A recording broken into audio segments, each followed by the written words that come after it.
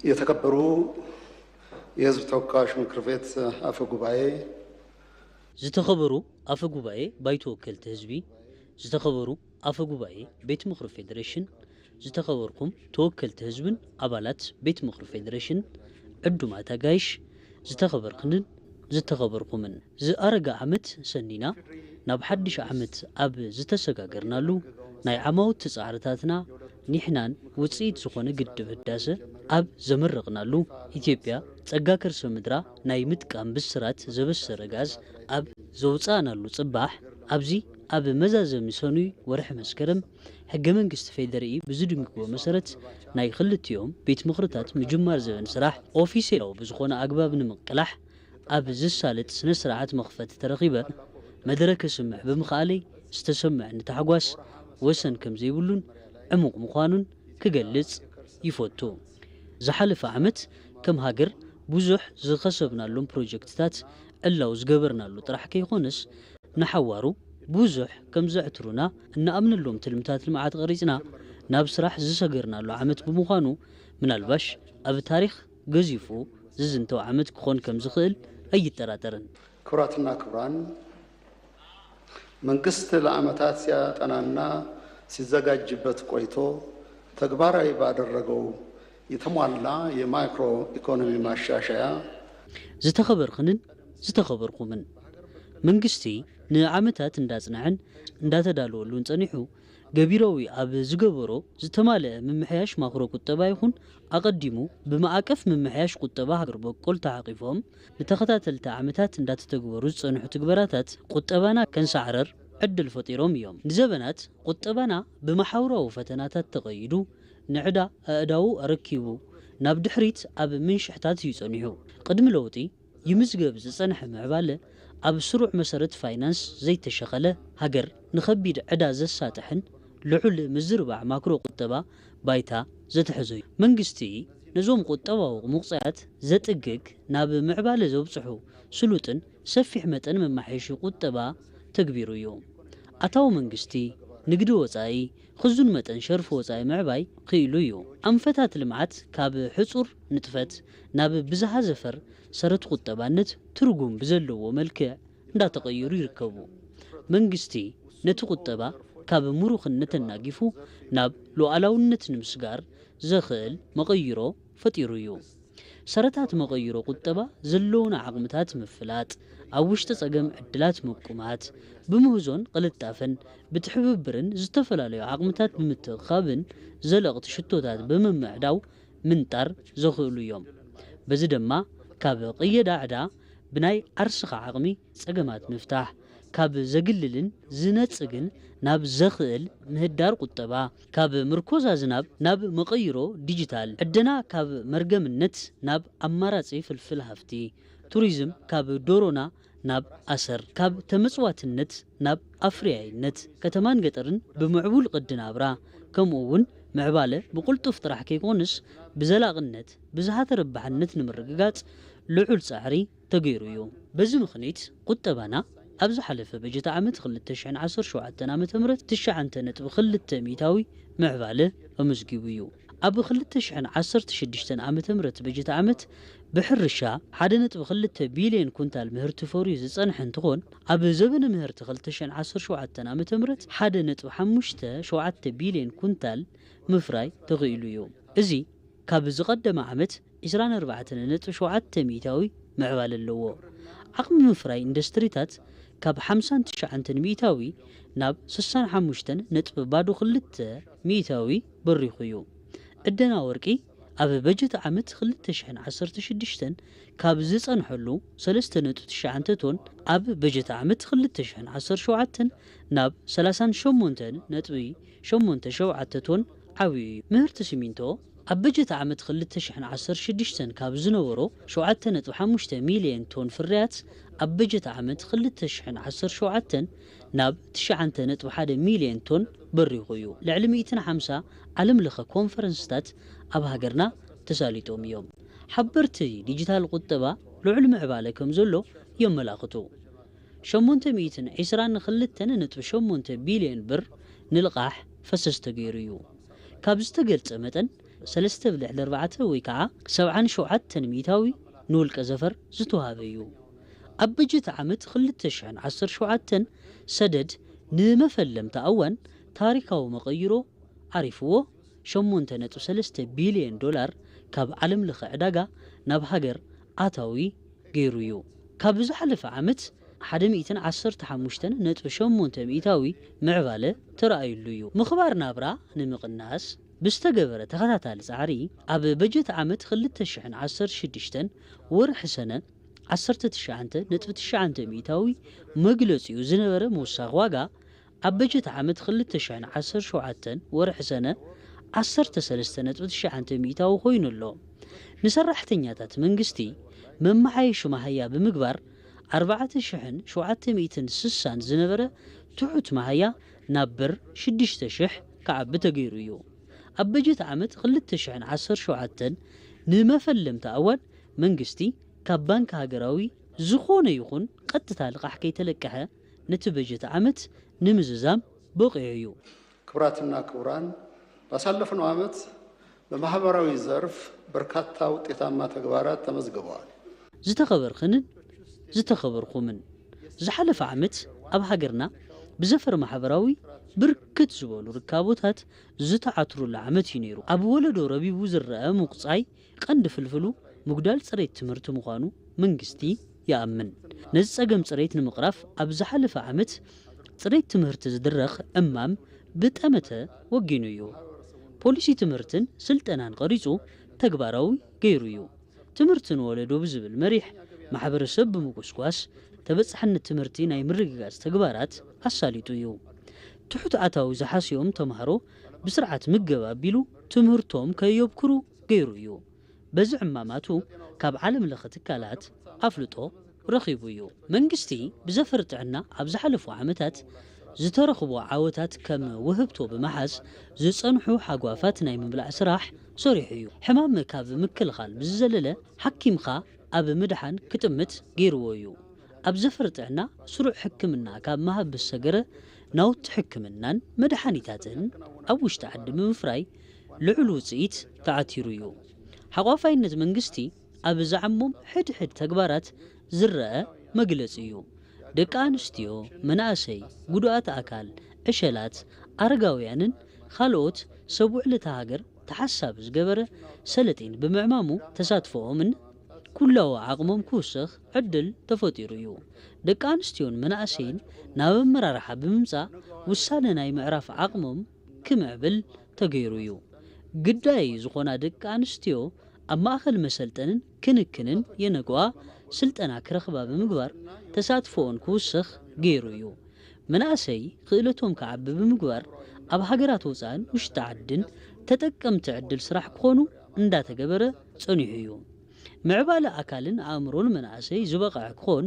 ማእኸላት መዘናግዕ ስፖርት ብስፍሓት ተሃኒጾም እዮም ንጉዱኣት ኣካል ዝተፈላለየ ደገፋት እንዳገበረ ይርከብ ብመንግስቲ ዘበናዊ ቤት ትምህርትታት ኣይነ ስውራን ተሃኒጾም ግልጋሎት እንዳሃቡ ይርከቡ መንግስቲ ንመጻኢ ወለዶ ሰፊሕ ጠመተ ይህብ በዚ ድማ ኣብ ዕቤትን ትምህርትን ዕሸላት ብዕቱብ እንዳሰርሐ ይርከብ ክቡራትና ክቡራን የውጭ ግንኙነታችን ማዕከልና መሰረታዊ ማጠንጠኛው ብሔራዊ ጥቅምና የዜጎች ክብር ነው ዝተኸበርክንን ዝኸበርኩምን ኣስኳል ርክብ ጉዳያት ወፃኢና ብሔራዊ ረብሓናን ክብሪ ዜጋታትናን እዩ ነዚ መበክስ ብምግባር መቐይሮ ቁመና ጂኦ ስትራቴጂና ተግሂዱ ኣሎ ካብ ምኹር ማይ ናብ ዝደልደለ ቁመና ሰጊሩ ኣሎ ሃገርና ካብ ከርሳ ብዝፈልፈለቶ ሩባታት ፍትሓዊ ተጠቃምነታ ንምቕባል ከም ዘይተጸገመቶ ኩላ ብተመሳሳሊ ዘተኣማምን በር ባሕሪ ትጠልብ መንግስቲ ኣብ ልዕሊ እዞም ክልተ ዛዕባታት ማይ ዘይተቋረጸ ዲፕሎማስያዊ ጻዕርታት እንዳገበረ ይርከብ ካብዚ ጻዕሪ 3 ዓወታት ክንዓትር ኺልና ኢና ግድብ ህዳሰ ካብ ቁልውላዊ ውሒዝና ብምዝዛምን ብድሙቕ ጽምብል ዕላው ምግባር ኺልና ኢና በር ባሕሪ ናይ ምርካብ ተፈጥሮዊ መሰልና ኣበሪኽና ጸሪሕና ኢና ብጎረባብቲ ሃገራት ይኹን ብብርካ ዓለም ለኸ ቅቡልነቱ ርግጽ ኮይኑ ኣሎ ከምኡ እውን ቅድሚት ንዜግነት ብዝብል መሪሕና ኣብ ሃገራት ወፃኢ ንጸገም ዝተቃልሑ ዜጋታት ብኽብሪ ናብ ሃገር መሊስናይና ኣብ ወፃኢ ዝነብሩ ኢትዮጵያውያንን ትውልደ ኢትዮጵያውያንን ኣብ ዛዕባ ሃገሮም ተሳተፍቲ ክኾኑ ስራሕ ተሰሪሑ እዩ ዕማማት ሓምለዋይ ኣሰር ሃገርና ንጎረባብቲ ሃገራት ብምልላይ ናይ ምስፋሕ ስራሕቲ ተሰሪሑ እዩ ውድ ኢትዮጵያውያን ኢትዮጵያ ሀገራችን ቁልፍ የታሪክ ምዕራፍ ላይ ትገኛለች ዛሬ የምናከናውናቸው ተግባራት የሀገራችንን የቀጣይ ዘመን ዕጣ ፈንታ ይወስናሉ ክቡራት ኢትዮጵያውያን ሃገርና ኣብ ቁልፊ ናይ ታሪክ ምዕራፍ ትርከብ ናይ ሎሚ ተግባርና ናይ ቀጻሊ ዘበን ዕጻ ሃገርና ዝውስን እዩ ሕዚ እንርከበሉ ዘበን ብግቡእ ምጥቃም ምኽኣልና ቀጻሊ ዘበናትና ዘተኣማምንን ታሪክ ዘይቅይሮ ክኾን ይኽእሎ መንግስቲ ነዚ ዝብለሉ ክልተ ምኽንያታት ኣለዎ ቀዳማይ ሃገርና ዘጓነፋ ጸገምን ፈተናን በዲሃ ናብ ዘተኣማምን ሃገራዊ ደውታን ዓቕምን ንምስጋር ዘኽእለ በሪ ከፊታላ መንግስቲ ሃገር ካብ ዝጣሓለትሉ ሓደጋ ህላወን ብዘፈር ዝተፈላለዩ ዝግለጽ ፈተናታት ብምውፃእ ብዘላቕነት ጸገማት ብምቕራፍ ኣተኣማማኒ ሃገራዊ ምዕባለ ንምግሃድን ጥንኩር ዓቕሚ ንምፍጣር ዘኽእሉ ውፅኢታትን ዕድላትን ፈጢሩ እዩ ሓድሽ ምዕራፍ ተኸፊቱ እዩ እዚ ሓድሽ ምዕራፍ ባህሊ ቁጠባናን ፖለቲካናን ክቕይር እዩ ጸገማት ብሰላም ናይ ምፍታሕ ምልምማዳት ብሃገራዊ ዘተ ምፍላምና ግድብ ህዳሰ ምዝዛምና ምህርቲ ጋዝ ምውፃእናን ኢሉ እውን ካብ ዝወፀ ኣዕርዩ ዝገዘፈ ካልኣይ ምዕራፍ ምጅማርና ዘበናዊ ድኽዒ ካብ ምዕዳግ ዘናግፋ መፍረይ ትካል ምህናፅ ምጅማራ ፍልፍሉ ጋዝ ዝኾነ 1,000 ሜጋዋት ሓይሊ ዝልግስ ፕሮጀክት ምጅማርና ፕሮጀክት መጽረይ ነዳዲ ብታሪኽና ንፈለማ እዋን ምጅማርና ጸጋታት ሌማት ሓምለዋይ ኣሰር ትግበራ ዝተማልአ ምምሕያሽ ቁጠባ ቅዋም በር ባሕሪ ሓይሊ ባሕርን ካልኦት ዓወታትና እንተተረቢሕናሎም እንተጸኒዖምን ናብ ዘላቕ ረብሓ እንተቐይርናዮም ታሪኽ ሃገርና ክሳዕ መጠረሽታ ክቕይርዎ ይኽእሉ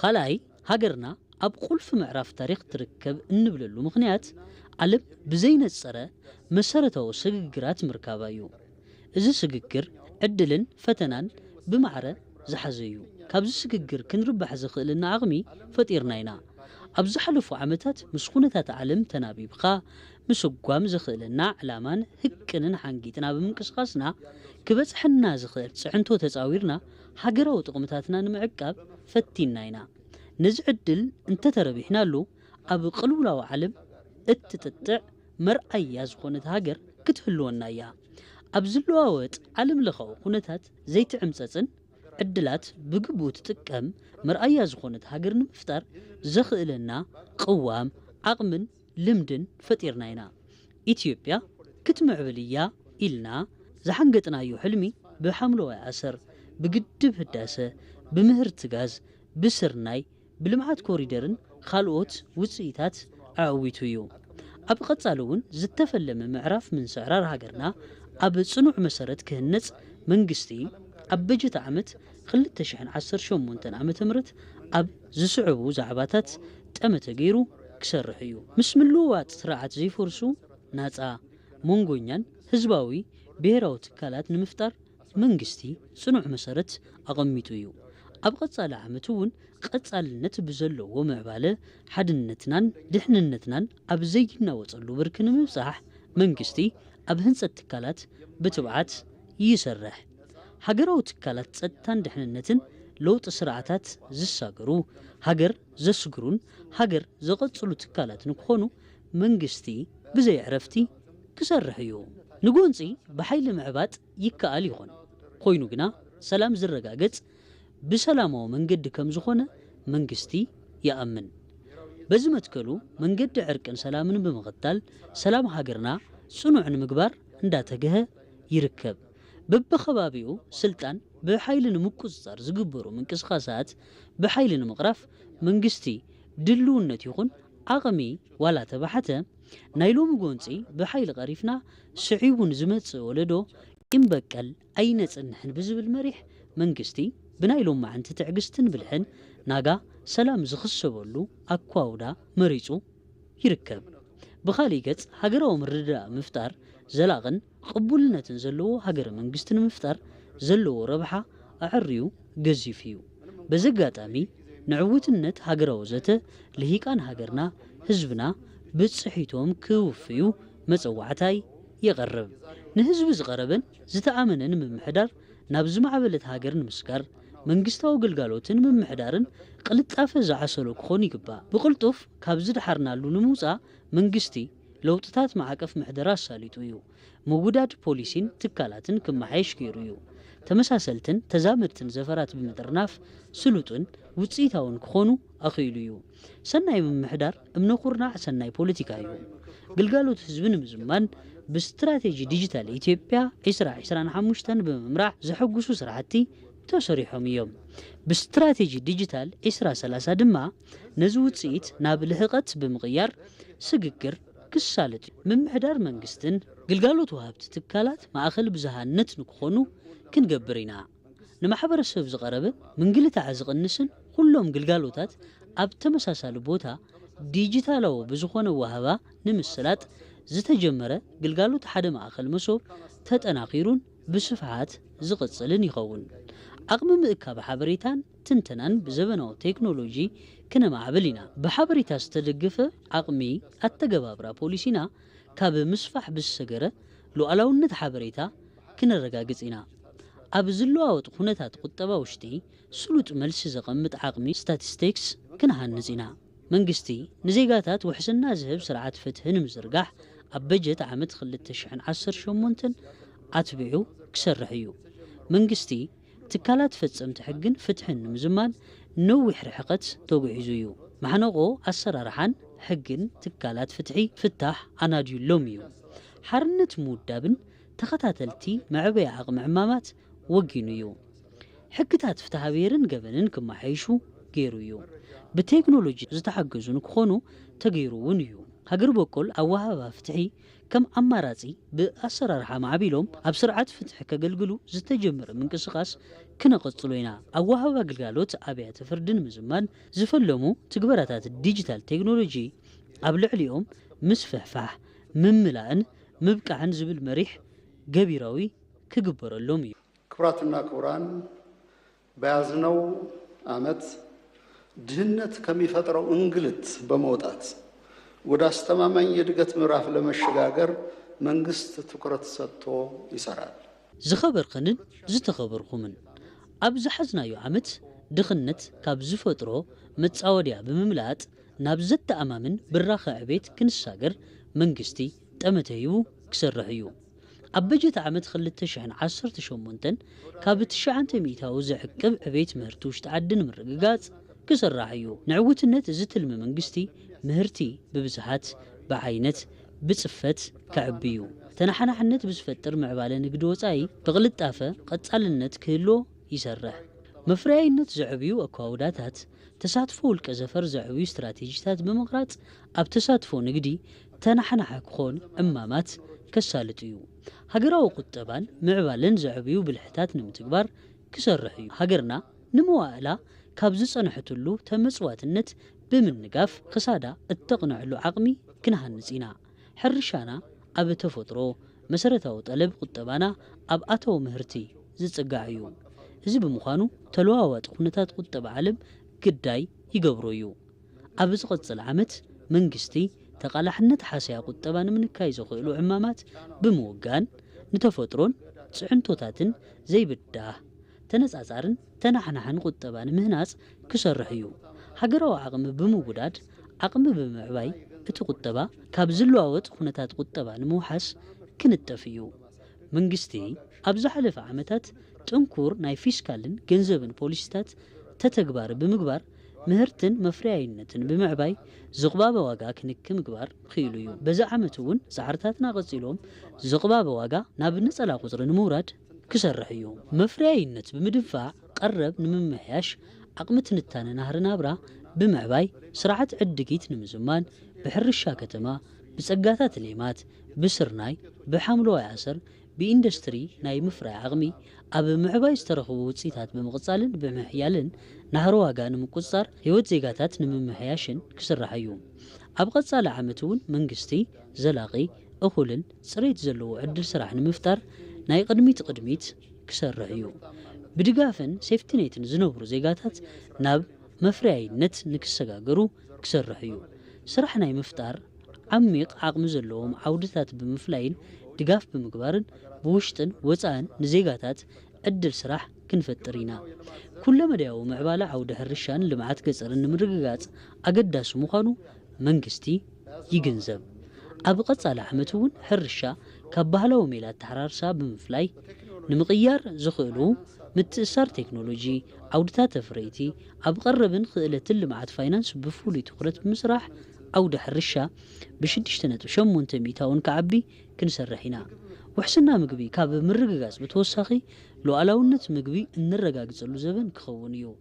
ዓቕሚ መስኖ ብምጉልባት ሕርሻ ካብ ጽግዕተኛነት ዝናብ ክናገፍ ክስራሕ እዩ። ሜካናይዝድ ሕርሻ ንምስፋሕ ቀረብ ቴክኖሎጂ ሕርሻ ኣብ ውሽጢ ሃገር ምፍራይ ኣገዳሲ እዩ። ብምትሕባር መንግስትን ውልቀ ዘፈርን ኣገዳሲ ቀረብ ሕርሻ ዝኾነ ዘበናዊ ድኹዒ ኣብ ውሽጢ ሃገር ንክፈሪ ዝተጀመረ ህንፀት ፋብሪካ ዘበናዊ ድኹዒ ክቀላጠፍ እዩ። ማሕለኻታት ዓውዲ ኢንዱስትሪ ብምፍታሕ ቅልጡፍን ጽሬት ዘለዎን ልምዓት ኢንዱስትሪ ንምርግጋጽ ብትኩረት ክሰርሕ እዩ። ኣብ ዓውዲ ውልቀ ምቹ ኩነታት ብምፍጣር ኣብ ዓውዲ ኢንዱስትሪ ንክዋፈር ክግበር እዩ። ሰብ ሃፍቲ ውሽጢ ዓዲ ኣብ ኢንዱስትሪ ንክዋፈሩ ዝኽእሉ ድጋፋት ኢንቨስትመንት መፍርያይነት ምድንፋዕ ማርኬቲንግ ቴክኖሎጂ ብስፍሓት ንክወሃቡ ክንገብር ኢና። ኣብ ዝቕጽል ዓመት ንዓውዲ ኢንዱስትሪ ምቹ ባህሊ ክንሃንጽ ኢና። ልዑል ካፒታል ዘሰልጠነ ሓይሊ ሰብን ፍልጠትን ንዝሓቱ ኣፍረይቲ ኢንዱስትሪታት ትኩረት ክንህብ ኢና። መንግስቲ ካብ ወፃኢ ዝኣትዉ ምህርትታት ካፒታልን ኣገደስቲ ሸቐጣት ኣብ ውሽጢ ሃገር ንክፈርዩ ኣብ ኢትዮጵያ ተፍሪ ብትኩረት ክስራሕ እዩ። ዝተሃንጹ ፓርክታት ኢንዱስትሪ ብምሉእ ዓቕሚ ብዝሓ ዓውደ ተኲሮም ናብ ፍርያት ንኽኣትዉ ክግበር እዩ። ኢትዮጵያ ብእትውግኖም ዓውድታት ኣፍራይ ልምዓት ኢንዱስትሪ ቀጥታ ኢንቨስትመንት ወፃኢ ቁልፊ እጃም ንክጻወት ክስራሕ እዩ። ንዓውዲ መፍርያይነት እኹልን ዘላቒ ልቕሓን ምቹ ከባቢ ስራሕን ንምቕራብ ክሰርሕ እዩ። ልምዓት ከተማታት ብዝምልከት መንግስቲ ኣብ ልምዓት ኮሪደር ኣብ ዝተወደቡ ምስፍሕፋሕ መሰረተ ልምዓት ኣብ መስመራት ኮሪደር ሎጂስቲክስ ብርክት ዝበሉ ስራሕቲ ሰሪሑ እዩ። ኣብ ቀጻሊ ስራሕቲ ልምዓት ከተማ ጻዕሪ ንከያድኽነት ብዘተኣማምን ኩነታት ዘቐጽል ዝሓሸ ኣታዊ ምፍጣር ዘኽእል ንክኸውን ክስራሕ እዩ። ስርዓት መረጋገጽ ትሕዝቶ ብምጉልባት ቀረብ መሬት ምዕባይ መሰል ትሕዝቶ መሬት ንክረጋገጽ ብትኩረት ክሰርሕ እዩ። መባጻሕት ቱሪዝም ብምልማዕ ቀረብ መሰረተ ልምዓት ብምምሕያሽ ጽሬት ግልጋሎት ቱሪዝም ብምዕባይ ሃገራዊ ተረባሕነት ዘረጋግጽ ሰፊሕ ሃገራዊ ሃብቲ ምፍጣር ከም ዝከኣል መንግስቲ ይኣምን። በዚ ድማ ንሓበራዊ ምዕባለ ዓቕሚ ብጭቡጥ ንምውፃእ ክኢሉ እዩ። ነዚ ተመክሮ ብምስፋሕ ኣብዚ በጀት ዓመት ጽብቕቲ ኢትዮጵያ ንምህናጽ ዘኽእሉ መባጻሕት ቱሪዝም ስራሕቲ ምብዛሕ ተጠናኺሮም ክቕጽሉ እዮም። እቶም ነባራት መስሕባት ቱሪዝምና ደረጃኦም ብዝሓለወ መልክዑ ብምልማዕ ንዑደተኛታት ምቹዋት ንክኾኑ ክግበር እዩ። ረብሓ ሕብረተሰብ ዝሕሉ ፕሮጀክትታት ኢኮቱሪዝም ምትላምን ምትግባርን ታሪኽን ያታን ነበርቲ ዘርእዩ ማእኸላት ባህሊ ሓቢርኻ ብምህናጽ መባጻሕቶም ምስ ትራንስፖርት ኣየር እውን ብምትእስሳር ንዑደተኛታት ጥራሕ ከይኮነስ ንነበርቲ ምቹ ንክኾኑ ክግበር እዩ። ዲጂታል ኢትዮጵያ ጋህዲ ምዃኑ ትግግር ቴክኖሎጂ ጥራሕ ዘይኮነስ ፖለቲካና ቁጠባናን ማሕበራዊ ህይወትናን ይቕይር ኢሉ ዲጂታል ቴክኖሎጂታት ብምስፋሕ ሓበሬታ ልውውጥ ብምቅልጣፍን ግልጋሎታት ተበጻሕቲ ብምግባር መዋቕራዊ ቁጠባዊ ስግግር ብዝሓፀረ ግዜ ጋህዲ ምግባር ከም ዝከኣል ጽኑዕ እምነት ኣለዎ። ኣብ በጀት ዓመት 2018 ብርክት ዝበሉ ዜጋታት ዲጂታል መለለይ ንክረኽቡ ምግባር ግልጋሎታት መንግስቲ ብዲጂታል ፕላትፎርም ንክፍጸም ክንሰርሕ ኢና። ዓውዲ ዲጂታል ንኻልኦት ዓውድታት ምቹ መደላድል ዝፈጥር ዓውዲ ንክኸውን ክንሰርሕ ኢና። ዓውዲ ማዕድን ዓንዲ ሕቆ ቁጠባ ኮይኑ ንክቕጽል ኣብ ትሕቲ መሬት ዝርከቡ ሃፍትታትና ንረብሓ ህዝቢ ንክውዕሉ ብትኩረት ክንሰርሕ ኢና።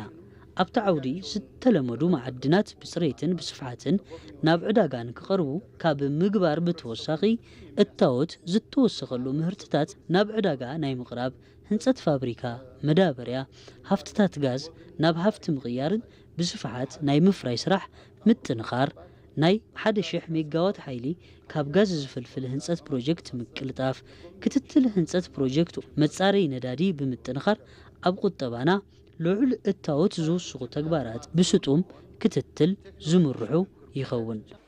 ክቡራትና ክቡራን፣ መሰረተ ልማት በሀገራችን ሁለት ግቦች ያሉት ሲሆን አንደኛው ግቡ የኢኮኖሚ እድገትን ማፋጠንና ማቀላጠፍ ማስቻሉ ነው። ሁለተኛው ግቡ ደግሞ የዜጎችን አኗኗር ለማሻሻልና ለማዘመን ማገዙ ነው። ዝተኸበርክንን ዝተኸበርኩምን ኣብ ሃገርና ተበጻሕነት መሰረተ ልምዓት ንዕቤት ቁጠባና ጎዲእዎ እዩ። ኣብ ሃገርና መሰረተ ልምዓት ክልተ ሽቶ ዘለዎ እንትኸውን እቲ ቀዳማይ ሽቶ ኢኮኖሚያዊ ምዕባለ ምቅልጣፍ ምኻሉ እዩ። ካልኣይ ሽቶ ድማ ናብራ ዜጋታት ንምምሕያሽ ንምዝማንን ምሕጋዙ እዩ። ብመንጽር እዚ መንግስቲ ንትራንስፖርት ንኢነርጂ ንዓውድታት መስኖን ማይን ትኩረት ሂቡ ብምስርሑ እውት ውፅኢት ተረኺቡ እዩ። ኣብዚ በጀት ዓመት እውን ዝተመጣጠነ ዝርግሐ መሰረተ ልምዓት ንምርግጋጽ ብቆራጽነት ተላዒሉ እዩ። ብመሰረት እዚ ኣብ በጀት ዓመት 2018 ሓፈሻዊ ሽፋን መንገዲ ውሽጢ ዓዲ ንምስፋሕ ክሰርሕ እዩ። መባጽሓት ትራንስፖርት ኣየር ክነስፍሕ ኢና። ዓውዲ ሎጂስቲክስ ትራንስፖርት ባቡር እውን ልዑል ግደ ንክህልዎ ክስራሕ እዩ። ድሌት ኤሌክትሪክ ህዝቢ ንምዕጋብ መሰረተ ልምዓት ተሓዳሲ ሓይሊ ኣብ ቀጻሊ ዓመታት ብእኹል ክህነጽ እዩ። ንንግዲ ወጻኢ ዝኣክል ቀረብ ኤሌክትሪክ ብምዕባይ ኣብ ኩሎም ክፋላት ሃገርና ብምስፋሕ ንኩሎም ከባቢታት ንክባጻሕ ክንሰርሕ ኢና። ሽፋን ቴሌኮም ብምዕባይ እውን ንማሕበረሰብና ተበጻሒ ክንገብር ኢና። ቀረብ ጽሩይ ዝስተ ማይ ልምዓት መስኖን ማይን መጽናዕትን ዲዛይንን ማይ ሓይሊ ኣንፈታት ትኹረትና ክኾኑ እዮም። ኣብ ከተማን ገጠርን ሽፋን ቀረብ ጽሩይ ዝስተ ማይ ብብርኪ ሃገር ንምስራሕ ክስራሕ እዩ። ማሕበራዊ ምትእስሳርና ንምጥንኻር ናውትታት ዘይኾኑ ሓድሽቲ ማሕበራዊ ጸጋታት ብምትኻል ዝነበሩ እውን ኣብ ሊጽኻ ብምጽናሕ ንቐጻሊ ወለዶ ንምስጋር መንግስቲ ክሰርሕ እዩ። ጽሬት ትምህርቲ ንምሕላው ደረጃኦም ዝሓለዉ ቅድመ ስሩዑን ኣብያተ ትምህርቲ ህንጸት የስፋሕፍሕ እዩ። ትምህርቲ ቴክኒክን ሞያን እቲ ኢኮኖሚ ዝደልዮም ኢዶም ዝበልሐን መፍርያይነት ዝረጋግጹን ሰብ ሞያ ብዘፍሪ መልክዑ ክቃነዩ ላዕለዎት ትካላት ትምህርቲ ኣካዳሚያዊ ነጻነቶም ተሓልዩ ንክሰርሑ ኣብ ምሕዳር ልምዓት ሓይሊ ሰብ ዝሓሹ ንክኾኑ ክስራሕ እዩ። ኣብ ከባቢ ኣርባሕቲ እንስሳ እውን ተበጻሕነት ትምህርቲ ንምስፋሕ ብፍሉይ ኩነታት ትልሚ ዝሓንጸጽና እንትኸውን ጥቕሉል ተሳትፎ ቅድመ ቀዳማይ ብርኪ ትምህርትን ካልኣይ ብርኪ ኣብያተ ትምህርትን ምዕባይ ክንሰርሕ ኢና። ከምኡ እውን ተሳትፎ ትምህርቲ ደቂ ኣንስትዮ ዘመሓይሹ ስራሕቲ እውን ክንሰርሕ ኢና። ተበጻሕነት ትካላት ጥዕና ጽሬት ዘለዎ ግልጋሎት ጥዕና ንምስፋሕ እውን ብፍላይ ጸገም ተበጻሕነት ኣብ ዘለዎም ከባቢታት ኣርባሕቲ እንስሳ ብፍሉይ ትኹረት ክስራሕ እዩ። ብዝሰልጠነ በዓል ሞያ ዝወሃብ ግልጋሎት ወሊድ ንክዓቢ ኩለን ኣዴታት ኣብ ትካላት ጥዕና ንክወልዳን ኩሎም ህፃናት ንክኽተቡ ክንሰርሕ ኢና። ለብዒ ምክልኻል ዘኽእል ፍሉይ ስርዓት ምክልኻል ለብዒ ክዝርጋሕ እዩ። ደረጃ ሰብ ሞያ ጥዕና ምምሕያሽ ነቲ ደረጃ ዝምጥን ዝሓሸ ጥቕማ ጥቕምን ክፍሊትን ስርዓትን ክዝርጋሕ እዩ። ናይ ማሕበራዊ ውሕስና መሪሕና ብናይ በዓልና ዓቕሚ ንዝተጸገሙን ተቓላዕትን ንዝኾኑ ዜጋታት ውሕስና ምዃኑ እዩ። ዝተቓልዑ ዜጋታት ብዘላቕነት ንምጥያሽ ናብ ኣፍርያይነት ክሰጋገሩ ብምግባር ተሓጋዝነት ንምቕናስ ክሰርሕ እዩ። ዓይነ ስውራንን ጉዱኣት ኣካልን ኣብ ግምት ዘእትወ ልምዓት ክስፋሕፋሕ እዩ። ናብ ከተማ ዝግበር ፍልሰት ብመጽናዕቲ ንምትራፍ ክስራሕ እዩ። ኣረጋውያን ዝድገፉሉን ዝሕብሕቡሉን ማዕኸላት ብምውዳብ ዘላቒ ድጋፍ ንክረኽቡ ክስራሕ እዩ። መናእሰይን ደቂ ኣንስትዮን ኣብ ፖለቲካዊ ቁጠባውን ማሕበራውን ዛዕባታት ሃገርና ብንቕሓት ንክሳተፋን ተረባሕቲ ንክኾናን ንዘበኑ ዝምጥን ፍልጠት ክእለትን ብቕዓትን ንክህልወን ክግበር እዩ። ኩለ መዳያዊ ተረባሕነት ህፃናት ንምርግጋጽ ብፍሉይ ኩነታት ክስራሕ እዩ። ናይ ህፃናት ትምህርቲ ጥዕናዊ ዕቤት ብዝተመጣጠነ ምግቢ ተረባሕቲ ንክኾኑ ክስራሕ እዩ። ፖለቲካዊ ቁጠባውን ማሕበራውን ፖሊሲታት መንግስቲ ንመናእሰይ ማእኸል ዝገበረ ክኸውን እዩ። ኣብ መጽናዕቲ ዝተደረኸ ዕድላት ስራሕ ንመናእሰይ ከተማን ገጠርን ተበጻሒ ክግበር እዩ። የተከበሩ የህዝብ ተወካዮች ምክር ቤት አፈ ጉባኤ፣ የተከበሩ የፌዴሬሽን ምክር ቤት አፈ ጉባኤ፣ የተከበራችሁ የሕዝብ ተወካዮችና የፌዴሬሽን ምክር ቤት አባላት፣ ጥሪ የተደረጋላችሁ እንግዶችና ክቡራትና ክቡራን፣ ዓለማችን በተለዋዋጭ ሁኔታ ውስጥ ትገኛለች። አህጉራችን አፍሪካም ሆነ ሀገራችን ኢትዮጵያ ከዚህ ውህደት ውጭ ሊሆኑ አይችሉም። ዝተኸበሩ አፈ ጉባኤ ባይቶ ወከልቲ ህዝቢ፣ ዝተኸበሩ አፈ ጉባኤ ባይቶ ፌዴሬሽን፣ ዝኸበርኩም አባላት ባይቶ ወከልቲ ህዝብን ባይቶ ፌዴሬሽንን ፃውዒት ዝተገበረልኩም አጋይሽን ዝተኸበርክንን ዝተኸበርኩምን ዓለም ኣብ ውሽጢ ተለዋዋጢ ኩነታት እያ ትርከብ። አህጉርና አፍሪካ እውን ብተመሳሳሊ ኣብ ተለዋዋጢ ኩነታት እያ ትውሕዝ ዘላ። ሃገርና እውን ካብዚ ኩነታት ወፃኢ ክትኮን ኣይከኣላን። ኣብ ውሽጢ እዚ ኩነታት ሃገራዊ ሰላምን ድሕንነትን እንሕልዎ ዕቤትን ምዕባልን እንረጋግጾ ኣብ ዓለም ለኸ ኣብ አህጉራውን ቀጠናውን ጉዳያት ጸቕጢ ምፍጣር እንትንኽእል እዩ። ብመንፅር እዚ 4 ዛዕባታት ብቐዳምነት ክውገኑ ይግባእ። ፈላማይ ንሰብ ማእኸል ዝገበረ ሃገራዊ ድሕንነት ናይ ምርግጋጽ ዛዕባ እዩ። ሃገራዊ ድሕንነት ዶብ ሃገር ምሕላው ጥራሕ ኣይኮነን፣ ክብርን ድሕንነትን ዜጋታት ዝሕልው እውን እዩ። ኣብ ዝኾነ ቦታ ክብርን ድሕንነትን ዜጋታት ኣጀንዳ ሃገራዊ ድሕንነት እዩ። ስለዚ ዘይሕጋዊ ፍልሰት ምቁፅጻር፣ ብሕጋዊ መንገዲ መሰሎም ተሓልዩ ንክኸዱን ተረባሕነት ዕድል ስራሕ ንክረጋገጸሎም ምግባር፣ ኣብ ዝኸድሉ መሰሎም ምኽባር፣ ኣብ ዘይምቹ ኩነታት ዘለዉ ድማ ናብ ሃገሮም ምምላስ እናተሰርሐ ጸኒሑ እዩ። ኣብ ቀጻሊ ዓመት ድማ መንግስቲ ዝጀመሮ ንሰብ ማእኸል ዝገበረ ብሄራዊ ድሕንነት ፖሊሲኡ ኣጠናኺሩ ክቕጽል እዩ። ካልኣይ ጉዳይ ክልቲኦም ማያት እዩ። ኢትዮጵያ ኣብ መንጎ ኣባይን ቀይሕ ባሕርን ዝተፈጥረት ሃገር እያ። ምዕባላ ኣይኹን ውድቀታ ምስ ክልቲኦም ማያት ዝተኣሳሰረ እዩ። ይኹን እምበር ኢትዮጵያ ኢፍትሓዊ ብዝኾነ ኩነታት ካብ ክልቲኦም ማያት ተገሊላ ናይ ቀረባ ርሑቕ ኮይና ጸኒሓ እያ። መንግስቲ ንኢትዮጵያ ናብ ዞም ማያት ንምምላስን ፍትሓዊ ተረባሕነታ ንምስፋንን እንዳሰርሐ ይርከብ።